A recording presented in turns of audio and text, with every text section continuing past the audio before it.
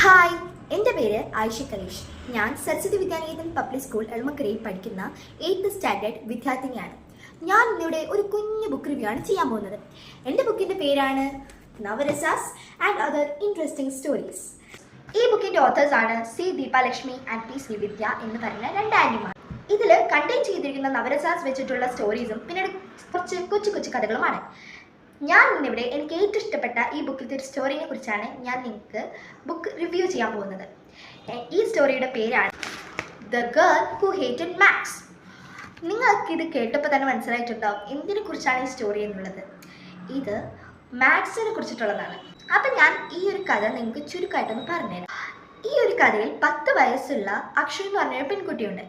ഈ പെൺകുട്ടിക്കാണെങ്കിൽ മാത്സ് പഠിക്കുന്നത് ഒട്ടും ഇഷ്ടമല്ല.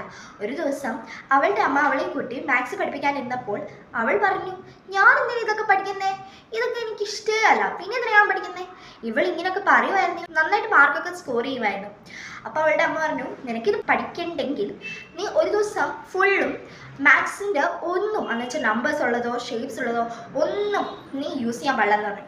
അപ്പോൾ അവൾ പറഞ്ഞു, എനിക്ക് ഭയങ്കര ഇഷ്ടമാണ്. അതുകൊണ്ട് അവൾ ഭയങ്കര സന്തോഷത്തോടെ അവളത് അക്സെപ്റ്റ് ചെയ്തു. അപ്പോൾ അടുത്ത ദിവസം തൊട്ട് അവൾ TV വെക്കാൻ പോയപ്പോൾ അവൾക്ക് മനസ്സിലായി അത് യൂസ് ചെയ്യാൻ പറ്റില്ല എന്ന്.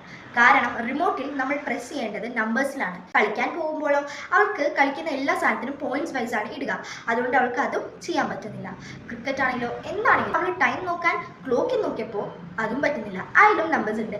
അവസാനം അവൾ മടുത്തിട്ട് അവളുടെ അമ്മയോട് പറഞ്ഞു, അമ്മ സോറി, എനിക്കിപ്പോഴാണ് മനസ്സിലായേ മാത്സ് നമ്മുടെ ലൈഫിലെ ഏറ്റവും വലിയ ഇമ്പോർട്ടൻ്റ് ആയിട്ടുള്ള ഒരു ഘടകമാണ്. ഇത് കേട്ടപ്പോൾ അവളുടെ അമ്മയ്ക്ക് ഭയങ്കര സന്തോഷമായി. അങ്ങനെ അക്ഷു അന്ന് തൊട്ട് നന്നായിട്ട് മാത്സിനോട് താല്പര്യം കാണിച്ചു തുടങ്ങി. ഈ ഒരു സ്റ്റോറി വായിച്ചപ്പോൾ തന്നെ എനിക്ക് അപ്പോഴേ മനസ്സിലായ മാത്സ് എത്ര ഇമ്പോർട്ടൻസ് ആണ് നമ്മളുടെ ലൈഫിൽ. ഇത് വെച്ച് നമുക്ക് എന്തൊക്കെ ചെയ്യണം. ഇപ്പോൾ ഒരു കടയിൽ പോയി കഴിഞ്ഞാൽ നമുക്ക് പൈസ കൊടുക്കുമ്പോൾ എണ്ണി കൊടുക്കണ്ടേ, അതിന് നമ്പേഴ്സ് അതിലുണ്ടാവും. അപ്പോൾ എനിക്ക് മനസ്സിലായി ഇതൊക്കെ ഭയങ്കര യൂസ്ഫുൾ ആയിട്ടുള്ള ഒരു സ്റ്റോറിയാണ് ഇതെന്ന്.